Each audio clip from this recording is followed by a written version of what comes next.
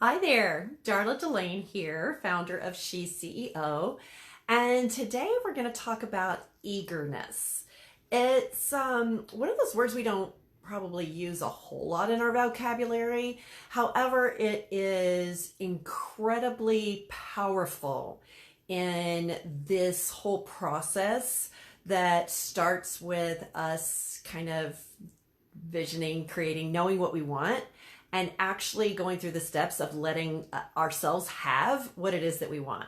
So this eagerness piece is kind of smack dab in the middle, and then is the feeling we want to keep coming back to. So let's talk about eagerness a minute. So to be eager means a couple of things. It insinuates, if I'm eager about something, then I already know it's going to happen, right? It's not excited, it's not hopeful, although it has kind of those mixed in with it. Eagerness is this real knowing that this thing is coming and I'm super I'm just really, really ready for it, right? So it has to do with this anticipation of it. It's kind of like a birthday party back when we were all excited about turning a year older.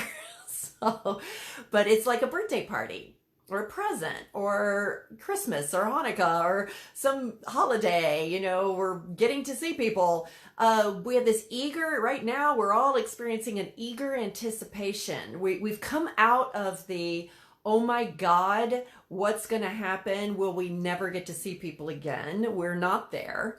We're kind of coming out into this eager anticipation of being able to be with the people that we want to be with, of going to places that we love. I have just had one of the Facebook memories come up of two of my closest friends, and 2 years ago when I'd gone to visit in New York City, and they were still living there. They've since moved, but we got together in Bryant Park, and it was just so wonderful.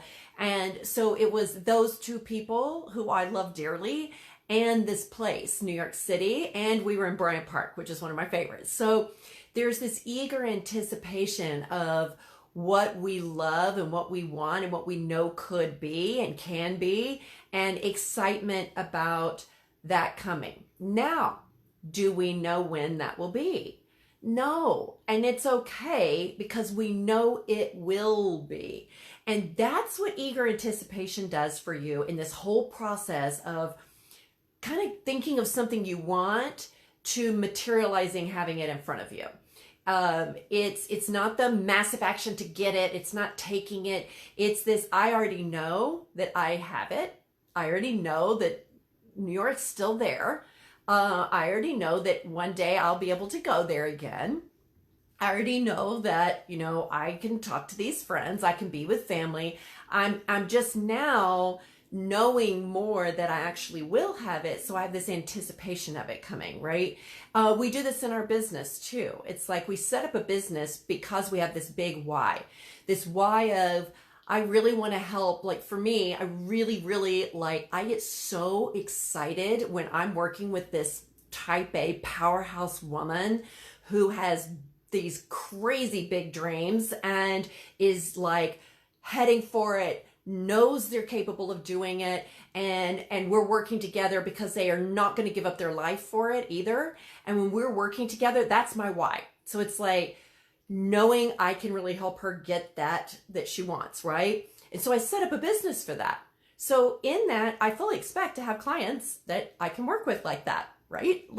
Your business you set up, you fully expect to have customers and clients. That's why it's a business.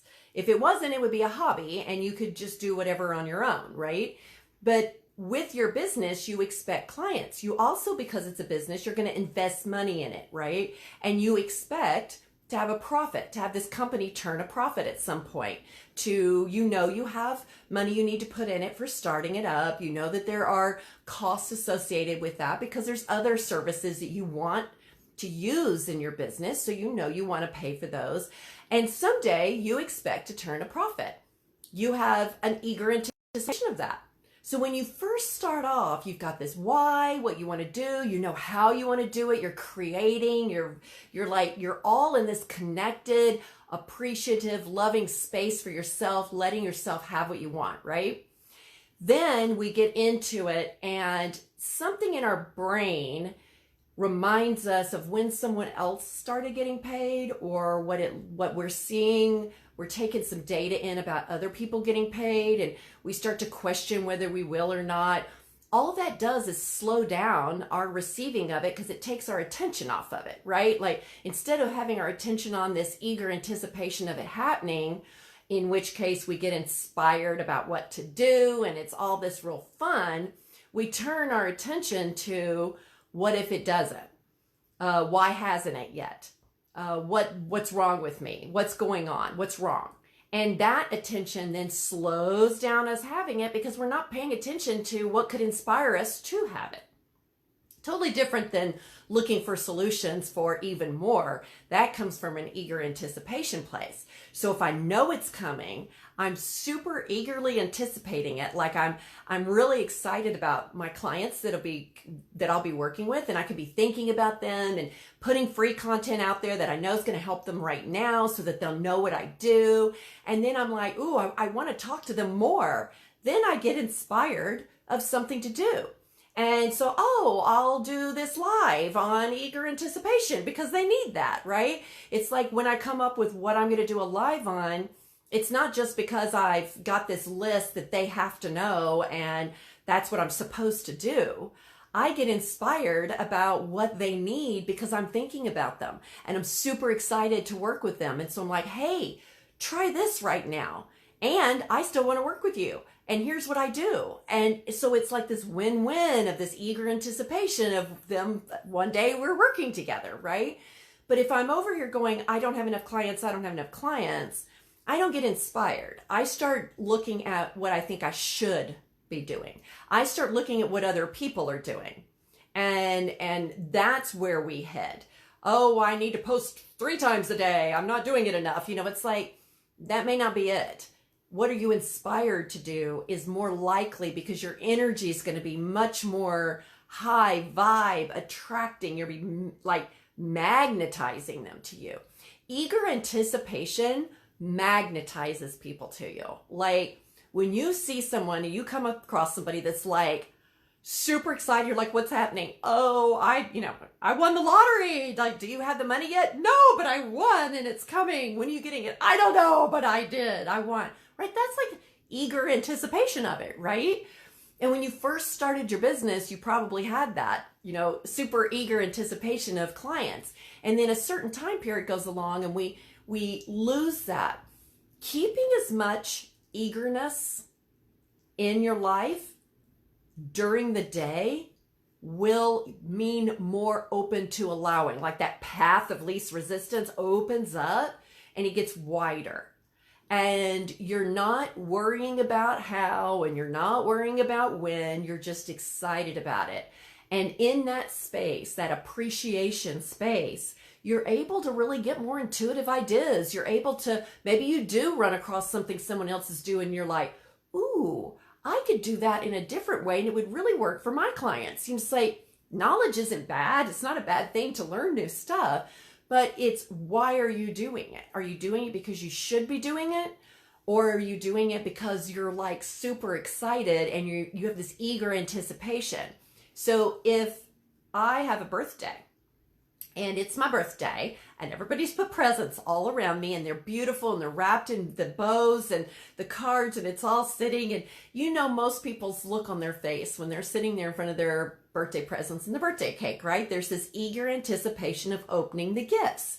And it's not, when we were kids, it's what's in there. It's more about this awesome receiving that someone cared about you and got something for you. It's just this awesome, so you're kind of eager, you're anticipating what's going to happen next. You don't know, there's a surprise involved.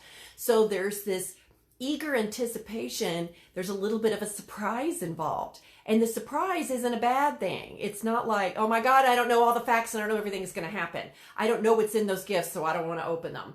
It's not that. There's the surprise that's like this super full of of excitement involved in that surprise. And now you're sitting there and you've got all these presents in front of you and the phone rings and it's somebody else wishing you happy birthday. So you get on the phone and you talk to them and you're super excited. The presents don't go away. They're still sitting there. And so you go back and you look and now you get to open one at a time. You open the present and yes, it's a gift. And as adults, usually it's like, it doesn't matter what's in there. We're surprised by what we've gotten. We're so appreciative. It's like, oh, somebody showed their love. You know, it's like you're getting to do that. This openness, people are drawn to. They're drawn to that eager anticipation. They're drawn to your excitement and your knowing because they are wanting that too. Everyone wants to feel peace. Everyone wants to, instead of like suffering, you know, everybody wants to feel appreciation rather than, you know, feeling afraid of something or irritated or frustrated or worried. Eager anticipation says you're not worried. Eager anticipation also physically helps your body. You are sending out those good hormones rather than the ones that break you down. So the worry sends out hormones that push you into gear, but those are the hormones that are not good for your body. The eager anticipation sends out hormones that energize you and have you do things and get inspired about stuff. But they're the good ones that help your body be healthier. There's a reason for that. We're supposed to be feeling good. Joy is our natural state of well-being. It's how we are until we start letting our brain take over with all the thoughts of the past and our perceptions of experiences that tell us something's wrong. This is how we're supposed to live, is in this joy and excitement and eager anticipation. It's like this, the joy of being alive, you know, not knowing what's going to happen next. Now, we've all just gone through a situation where we did not know what was going to happen from day to day. And in that, those that felt the fear stronger, suffered more internally. Those that were aware and eagerly anticipated an end, a vaccine, some way of, you know, some treatment, or that they were healthy and just wanted to do something that would help other people, have gone through this occasion in a whole different way. You will see now there's this very, very deeper split between people living in fear and worry and concern and people living in eager anticipation of what's next. And some people were talking about, all right, I can't do what I used to do. And they were using the attitude of an eager anticipation of a new way of doing something that might be innovative, that might help in the long run, that might be better than what we're doing right now. That's what eager anticipation does. Fear has you turn against yourself. It has you turn against other people. That's what worry and concern does. You snap at people. You aren't good to yourself. You know, we eat things that make us feel crappy. We drink too much, makes us feel crappy. It's like, that's what we do in worry and concern. But when you're in eager anticipation, what you eat tastes so much better. You know, if you have a drink, it tastes so much better. You're having so much more fun. It's like you're just in this higher vibe space, and everything you do works better. Your body works better. Your business works better. The main piece to this, though, is we decide we want something for a reason.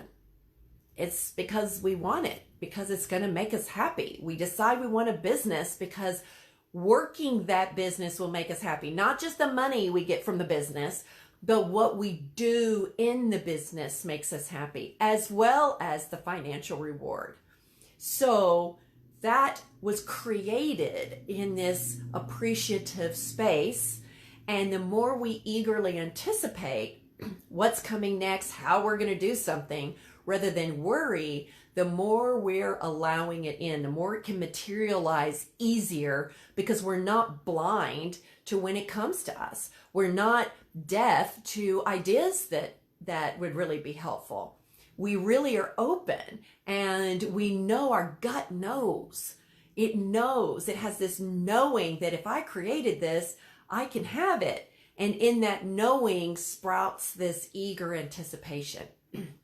So this eagerness is your part of your daily work. We've talked before about different things that are really your work of the day. Appreciation is your work of the day. Whenever you notice your feelings you're not feeling good, that's awesome, because that feeling, not I don't feel good, is a signal where your attention is. Are you paying attention to a fear or worry or anger or something like that? Are you paying attention to, you feel good, you're usually paying attention to anticipation and eagerness and appreciation. So our feelings are awesome because they let us know which direction we're headed, right?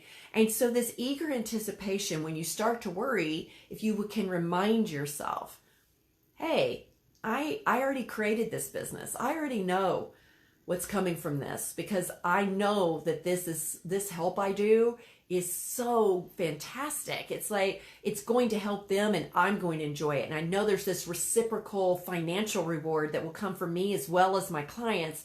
So I can relax and just sit here in the eager anticipation of when the next client comes. And as I sit in that, I get inspired. I get inspired to go live. I get inspired to do a post. I get inspired to call someone or text someone or email someone. I may get inspired to go out for a walk. And while I'm on the walk, I get an idea that's going to really be an innovative way of doing something.